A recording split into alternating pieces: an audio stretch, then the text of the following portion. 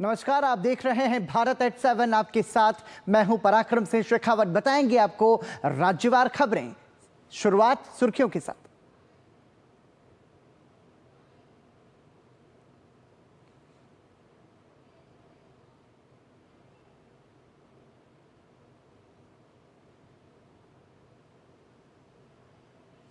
बतौर प्रधानमंत्री नरेंद्र मोदी ने पूरे किए 11 साल। प्रधानमंत्री ने कहा, तेजी से बदल रहा है भारत। एक नया भारत बनाने की हर जगह दिखाई दे रही है प्रतिबद्धता। सरकार की योजनाओं ने देशवासियों की उम्मीदों को दिए नए पंख।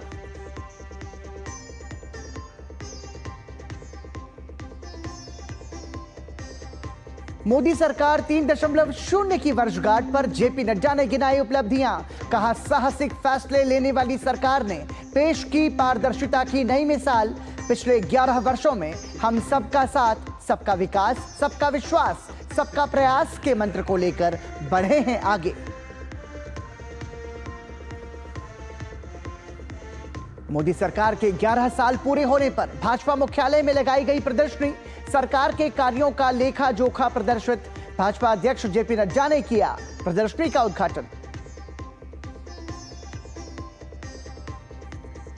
मुंबई के ठाणे में चलती ट्रेन से गिरे कई यात्री, 4 की मौत, 9 घायल। मृतकों के परिजनों को 5 लाख रुपए मुआवजा देने का ऐलान। सरकारी खर्च पर किया जाएगा घायलों का इलाज। और देश भर में विकसित कृषि संकल्प अभियान जारी। तेलंगाना दौरे पर केंद्रीय कृषि मंत्री शिवराज सिंह चौहान ने किसानों से की चर्चा। कहा, हमारा उद्देश्य हर किसान करे उन्नत खेती।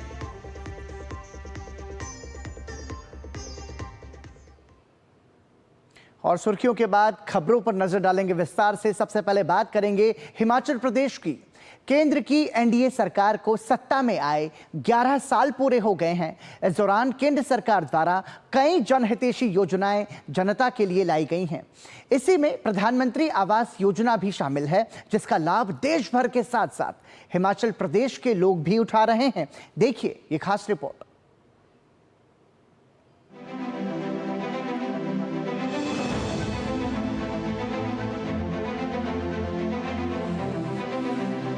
प्रधानमंत्री नरेंद्र मोदी के कार्यकाल को 11 साल का वक्त पूरा हो रहा है और इस बीच बहुत सी ऐसी योजनाएं हैं जो प्रधानमंत्री द्वारा देश कल्याण, गरीब तबके, निम्न वर्ग के लिए चलाई गई है।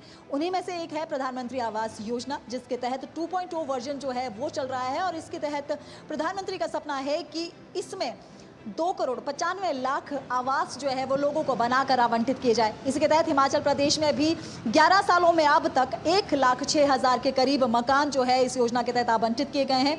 और 2.0 के तहत अब तक 2,17,000 के करीब आवेदन जो है वो 2024-25 में प्राप्त हुए हैं।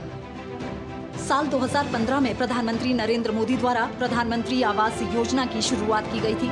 इस योजना ने लोगों को अपना खुद का आशियाना तैयार करने का सपना साकार करने का मौका दिया और आज देश भर में करोड़ों लोग इसका फायदा उठा रहे हैं। इस योजना की शुरुआत भारत के ग्रामीण और शहरी नागरिकों को उनके सपनों का आशियाना मुहैया करवाने के उद्देश्य से की गई थी और हिमाचल प्रदेश में भी इस योजना का लाभ लाखों लोग उठा रहे हैं।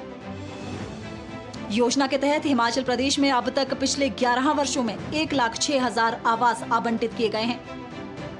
इनमें से 96,268 ग्रामीण क्षेत्रों में और 10,000 के करीब शहरी क्षेत्रों में आवंटन हुए हैं। इसके साथ ही आवास योजना के दूसरे चरण में प्रदेश में अब तक कुल 2 लाख से भी ज्यादा आवेदन आ चुके हैं। वहीं पूरे देश में साल 2029 तक प्रधानमंत्री आवास योजना का दूसरा चरण चलेगा, जिसमें करीब 2,95,00,000 से ज्यादा आवास प्रदान किया जाना केंद्र सरकार का लक्ष्य है। इस बारे में ग्रामीण विकास विभाग हिमाचल प्रदेश की अतिरिक्त निदेशक सोनिया ठाकुर ने बताया कि केंद्र सरकार की इस योजना का लाभ बड़ी संख्या में लोग उठा रहे हैं और हिमाचल में भी बढ़ चढ़कर लोग इसके लिए आवेदन कर रहे हैं। प्रधानमंत्री आवास योजना के तहत ग्रामीण और शहरी दोनों तरह के क्षेत्रों में अपना आवास बनाने के लिए मदद दी जाती है, जिसमें प्रदेश में अभी तक लगभग 1,06,000 लाभार्थी हैं जो इस योजना का लाभ उठा चुके हैं, जिनमें से 96,000 के करीब लोग जो हैं वो ग्रामीण क्षेत्रों में अपने घर का सपना पूरा कर चुके हैं और लगभग 10,000 लोग जो हैं वो शहरी इलाकों में इस योजना का लाभ उठा चुके हैं। इसमें जो मकान बनाने के लिए आर्थिक सहायता दी जाती है वो ग्रामीण क्षेत्रों में 1.5 लाख के करीब है और शहरी क्षेत्रों में क्योंकि मकान बनाने बनाने की लागत ज़्यादा है, इसलिए शहरी क्षेत्रों में ये आर्थिक सहायता 2.5 लाख रुपए है। वहीं योजना के लाभार्थियों ने भी इस योजना के लिए केंद्र सरकार का आभार जताया और कहा कि इस योजना के माध्यम से उन्हें अपना आशियाना तैयार करने में मदद मिली है। हमें प्रधानमंत्री जी आवास योजना का बहुत लाभ हुआ है। विनती करूंगी कि जिसका भी अपना घर बनाने का सपना है वो इसको आवास योजना लेकर उसको साकार करे। और हमारे को प्रधानमंत्री जी का हम बहुत बहुत धन्यवाद करना चाहते हैं कि उन्होंने ये योजना चलाई और गरीबों को बहुत सहायता दी है इसको चला के। हमें जो मकान अपना बनाया है प्रधानमंत्री आवास योजना के तहत बनाया है। हमारे पास पैसा ना होने के बावजूद भी प्रधानमंत्री जी ने हमारी मदद की। हम उनका तहे दिल से धन्यवाद करते हैं। योजना का लाभ उठाने के लिए कुछ मापदंड निर्धारित किए गए हैं, जिसके मुताबिक आवेदक के पास पहले से किसी भी तरह का पक्का मकान नहीं होना चाहिए। शहरी क्षेत्रों के आवेदक की आय सालाना 3 लाख से ज्यादा नहीं होनी चाहिए। ग्रामीण क्षेत्रों के आवेदक की सालाना आय 1,80,000 से ज्यादा नहीं होनी चाहिए। निश्चित तौर पर प्रधानमंत्री आवास योजना देश के नागरिकों के लिए वरदान साबित हो रही है। हर किसी का सपना होता है एक घर का, एक मकान का, एक छत का, और उसी सपने को साकार करती प्रधानमंत्री आवास योजना नए आयाम लिख रही है। करोड़ों लोग आज अपने आशियाने में रह रहे हैं बतौर इस योजना के। हिमाचल प्रदेश में भी काफी लाभार्थी है जिन्होंने इस योजना के तहत अपने पक्के मकान बनाए हैं और आज अपने आशियाने में रहकर अपना सपना जी रहे हैं। कैमरामैन ऋषिपाल के साथ डीडी न्यूज के लिए प्रियंका गौर।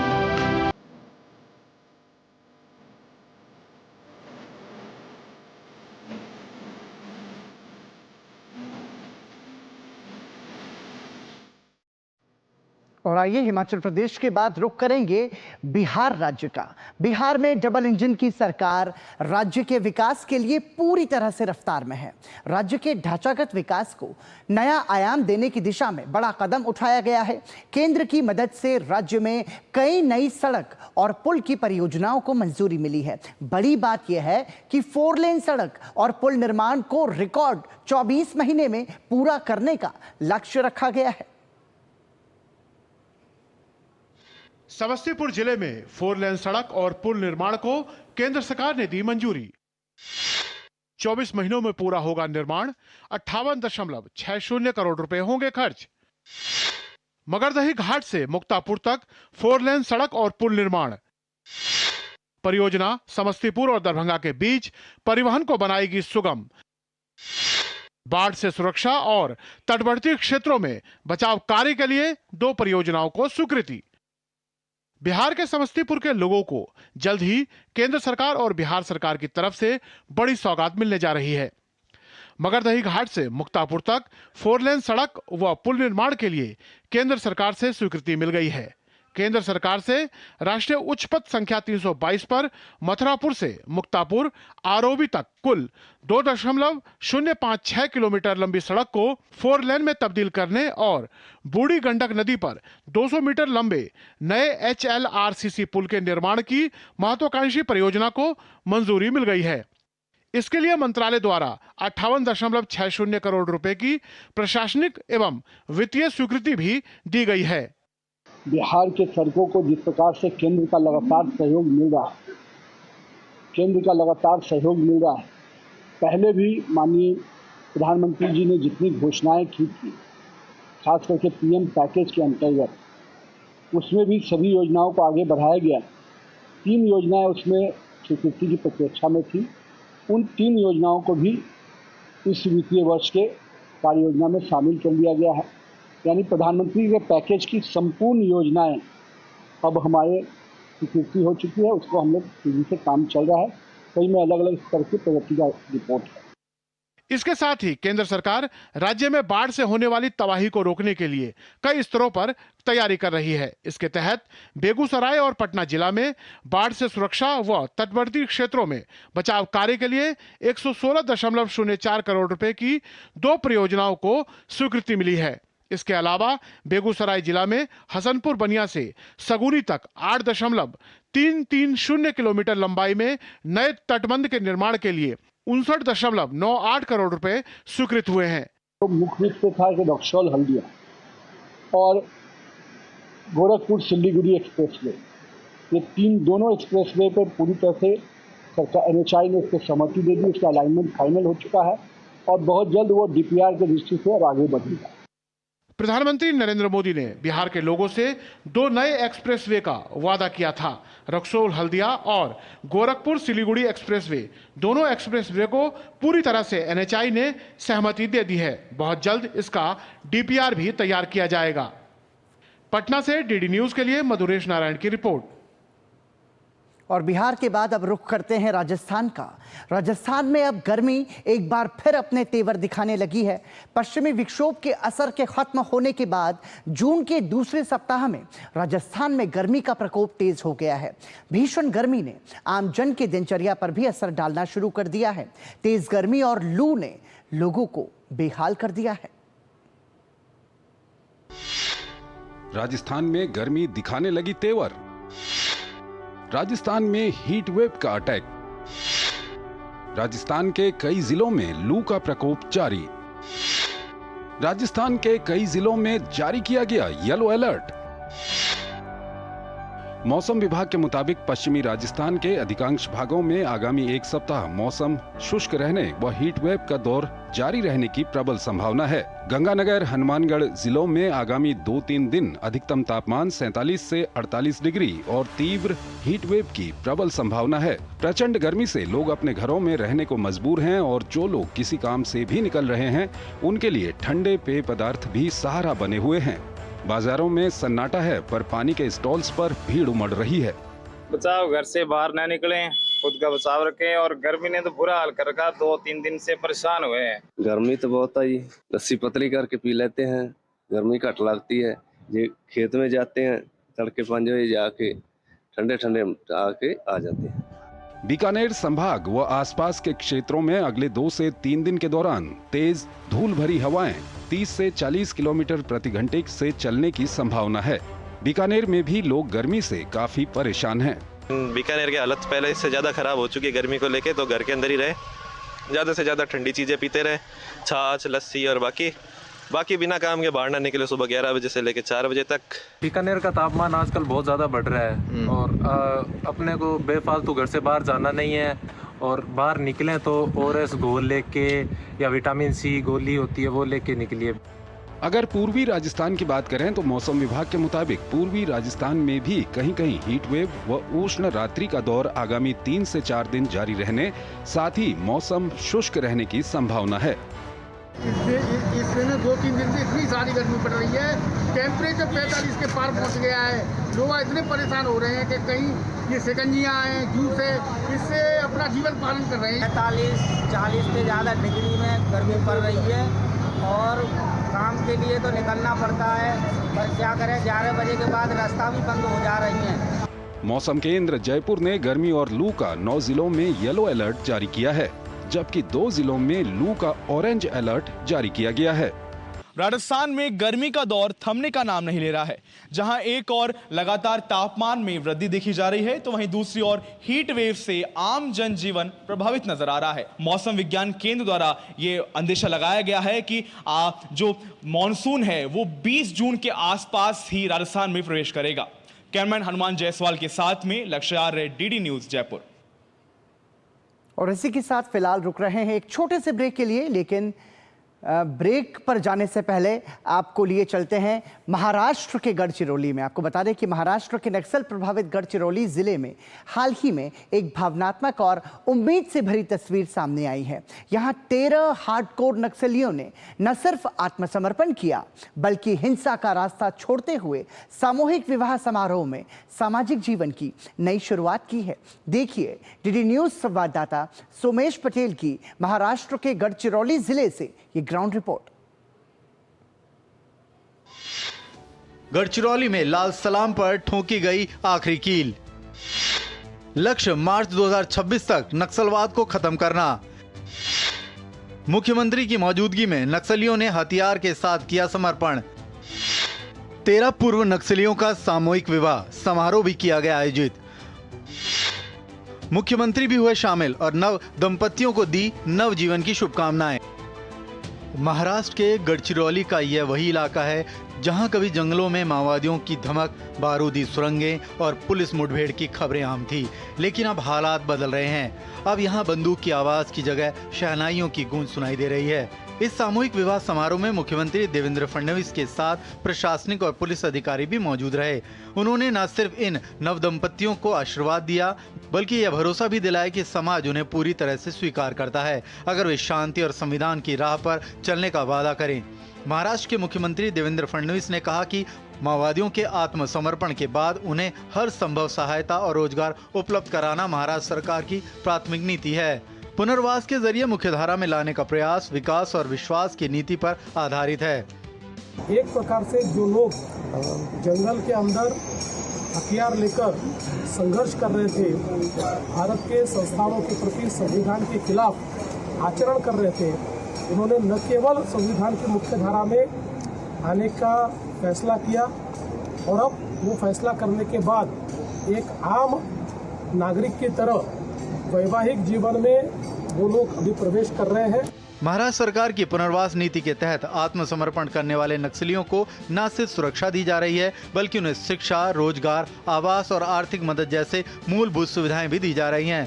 वहीं आत्मसमर्पण कर चुके नक्सलियों ने बताया कि नक्सली संगठन में 13 साल रहने के बाद अब वह मुख्य धारा में आ चुके हैं। राज्य सरकार की योजनाओं का हमें लाभ मिल रहा है। पहले नक्सलियों के संगठन में रहने से काफी दिक्कतों का सामना करना पड़ता था, घर से काफी दूर रहना पड़ता था। पहले से अब हमारा जीवन बेहतर हो गया है।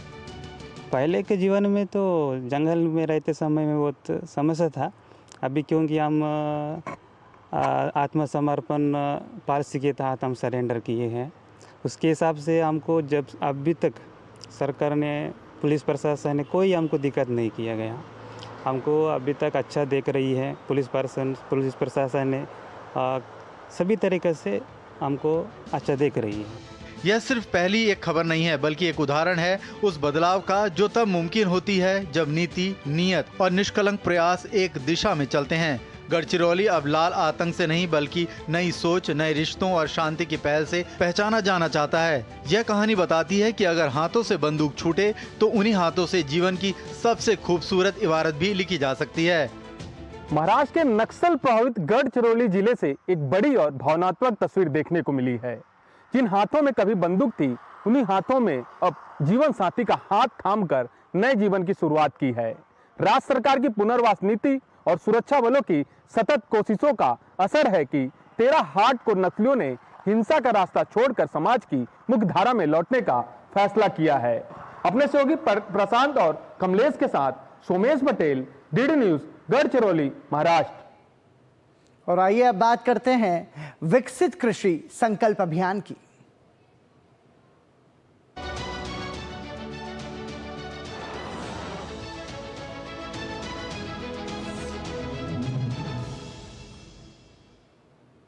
केंद्रीय मंत्री शिवराज सिंह चौहान ने विकसित कृषि संकल्प अभियान के अंतर्गत तेलंगाना के हैदराबाद और रंगारेड्डी जिले में आयोजित कार्यक्रम में हिस्सा लिया।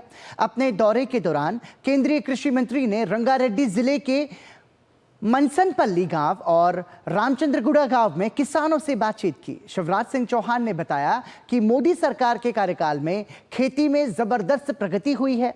उन्होंने कहा कि विकसित कृषि संकल्प अभियान का उद्देश्य है कि हर किसान उन्नत खेती करे।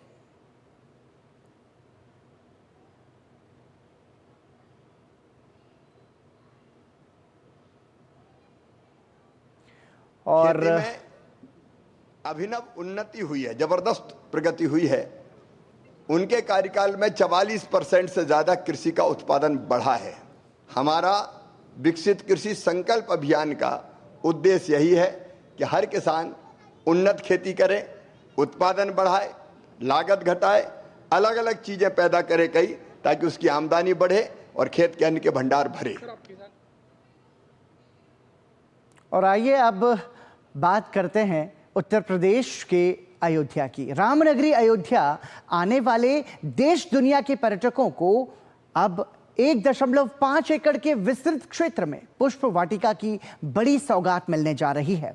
ये वाटिका सोलर लाइट से जगमग होगी। सरयू नदी के किनारे इसका निर्माण किया जा रहा है।